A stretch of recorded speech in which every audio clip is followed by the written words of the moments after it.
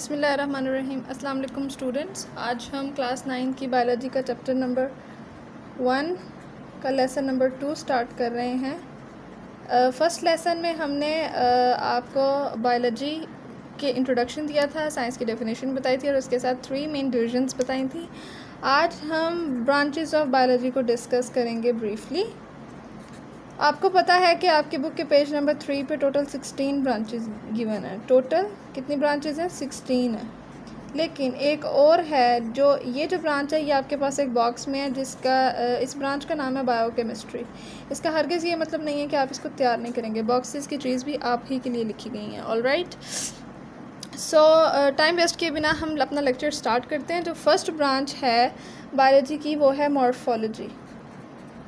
मैंने आपको पिछले लेक्चर में बताया था लॉजी का क्या मतलब होता है। आई होप कि आप लोगों को याद होगा। लॉजी का मतलब होता है स्टडी ऑफ। क्या मतलब होता है? Study of. और मॉर्फ का मतलब होता है फॉर्म या फिर स्ट्रक्चर।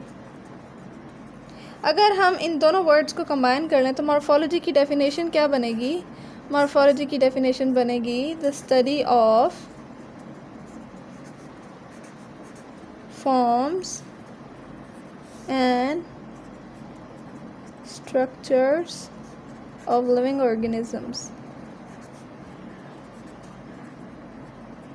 हम बायो में बात ही लिविंग ऑर्गेनिजम्स की करेंगे। ऑल राइट, इसलिए मैं बार बार लिविंग ऑर्गेनिजम्स नहीं बल्कि मैं सिर्फ ऑर्गेनिजम्स, क्रिएचर्स, स्पीशी जो भी बोलूँगी उन सब से मतलब लिविंग ऑर्गेनिजम्स, लिविंग इंडिविजुअल्स ही होंगे। ऑल राइट, तो पहली ब्रांच में क्या है? पहली ब्रांच जो कि मॉर्फोलॉजी है, उसमें हम सबसे पहले स्टडी करते हैं किन चीज़ों की लिविंग ऑर्गेनिजम्स किस फॉर्म में एग्जिस्ट करती हैं, उनका स्ट्रक्चर क्या होता है, वो दिखने में कैसी होती हैं। ऑल राइट, उनकी मॉर्फ को हम स्टडी करते हैं। So the next branch is anatomy. Anatomy आजकल मेडिकल साइंसेस में काफ़ी हाईलाइट है ये वर्ड। एनाटमी जो है वो बेसिकली किस चीज़ की स्टडी होती है? इंटरनल स्ट्रक्चर्स की। हम ह्यूमंस ऊपर से दिखने में ह्यूमंस हैं, ऑल राइट, ऑब्वियसली, लेकिन ह्यूमंस के इनसाइड क्या है? हमारी बॉडी में, ह्यूमन बॉडी के इनसाइड क्या है? हमारी बॉडी के इनसाइड ऑर्गन्स हैं। जब हम इन ऑर्गन्स के स्ट्रक्चर्स को स्टडी करेंगे तो वो क्या कहलाएगा? एनाटमी। क्यों? ऑर्गन क्या है? अगर ह्यूमन बॉडी एक एक्सटर्नल फॉर्म है, मॉर्फोलॉजी है ह्यूमन बॉडी, तो एनाटमी उसकी क्या होगी? The organs of the human body. All right, तो जब हम इंटरनल स्ट्रक्चर स्टडी करते हैं किसी भी लिविंग ऑर्गेनिजम्स के, तो उसे हम एनाटमी कहते हैं। उसको हम एनाटमी की फील्ड में स्टडी करते हैं। The third one is histology. Histology basically microscopic study होती है, माइक्रोस्कोपिक स्टडी ऑफ टिश्यूज़। अब टिश्यूज़ और जो सेल्स होते हैं ये ऐसी चीज़ें हैं जो आप enable to see with naked eye. ये आप नॉर्मल आंख से नहीं देख सकते।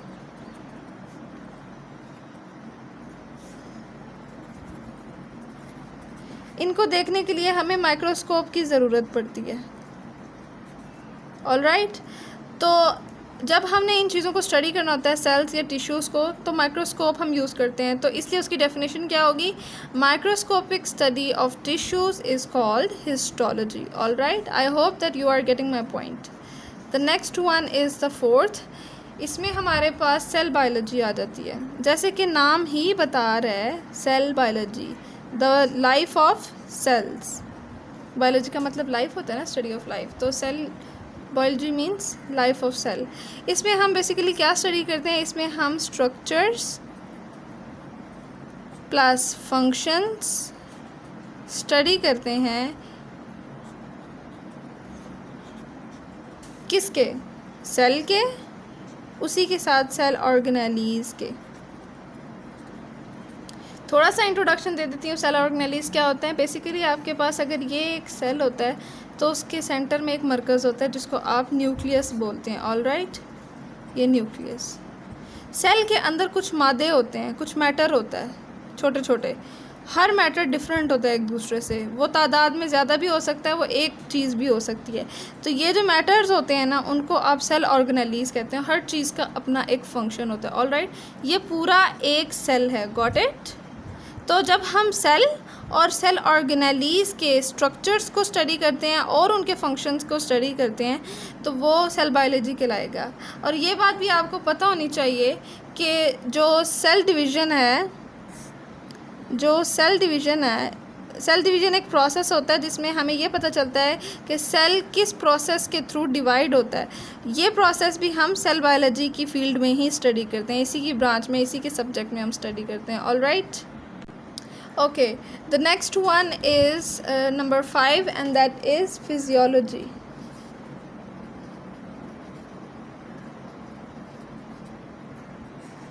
Physiology, physical, the study of physical.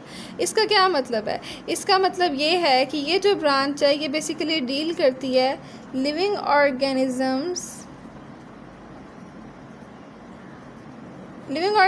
के जब हम डिफरेंट पार्ट्स को स्टडी करते हैं ना, डिफरेंट पार्ट्स को,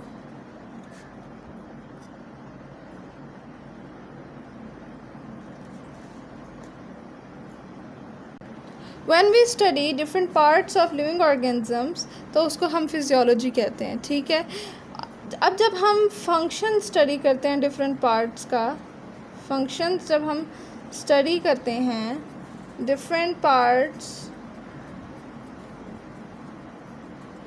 ऑफ लिविंग ऑर्गेनिजम्स,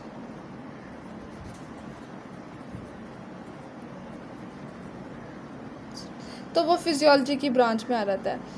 अब डिफरेंट पार्ट्स ऑफ बॉडी क्या होते हैं? ह्यूमन बॉडी की लेट से हम फॉर एग्जांपल ले लेते हैं ह्यूमन बॉडी। अब इसमें डिफरेंट पार्ट्स क्या होंगे? Heart, lungs. फिज़िकल देखा जाए, ये तो इंटरनल हुए ना, लेकिन हम फिज़िकल की बात करते हैं। तो जो फिज़िकल हैं उनमें आ जाता है हमारे पास हमारे हैंड्स,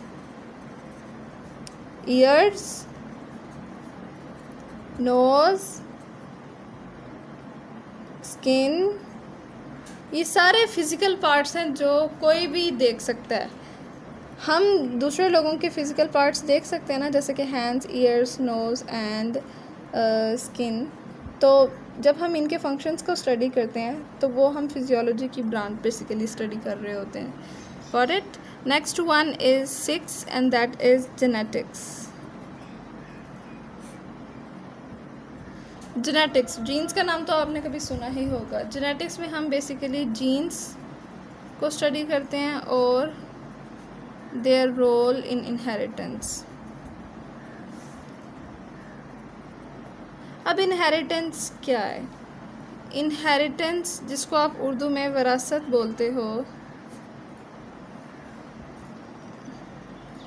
बोलते हो, उसको इंग्लिश में क्या कहते हैं? इनहेरिटेंस कहते हैं जब generation to generation characters transfer होते हैं। जनरेशन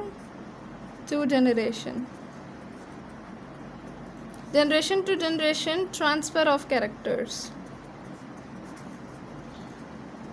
अब इसका क्या मतलब हुआ? इसका मतलब ये हुआ कि बच्चों को देखकर लोग पहचान लेते हैं कि ये अपने बाप पर गया, या अपने माँ पर गया, या अपने दादा पर गया, अपने दादी पर गया, या नाना नानी पर गया। राइट? सो ये बेसिकली होते हैं कैरेक्टर्स की ट्रांसफ़र। ठीक है, जनरेशन टू जनरेशन ट्रांसफ़र होती है। मेरा आई कलर क्या है? मेरा आई कलर है डार्क ब्राउन,